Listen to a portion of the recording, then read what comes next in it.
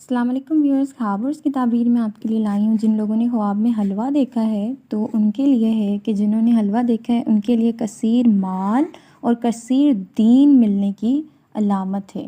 ठीक है, उनको माल भी मिल सकता है और वो दीन में भी उनको ज़्यादा दीन की समझ मिलने की अलामत है। ठीक है, और साथ में अगर वो मेवा जात खा रहे हैं हलवे के, तो मतलब हलवे के साथ कोई मेवा, बादाम, पिस्ता या कुछ डला हुआ है हलवे में, वो खा रहे हैं तो उनको मिलेगी, खुशी मिलने की अलामत है। ठीक है, उनको कोई खुशी मिल सकती है। और हलवा बनाना, जिन लोगों ने देखा है कि वो हलवा बना रहे हैं तो हिलाल माल पाने की अलामत है, यानी उनको हिलाल माल मिलने की अलामत है।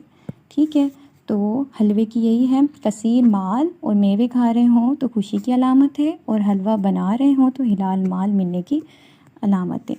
Thank you.